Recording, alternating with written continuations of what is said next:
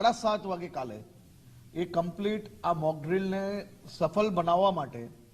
આ તૈયારી મોક ડ્રીલની આપ સૌ લોકો કઈ રીતે કરી શકો તો 7:30 વાગે પોતપોતાની ઓફિસ હોય ઘર હોય તો કમ્પ્લીટ હાઈડ આઉટ થઈ જવું જોઈએ કે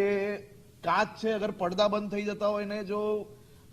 રોશની બહાર નહીં જતી હોય તો તમે લાઇટ બંધ નહીં કરશો તો બી ચાલશે,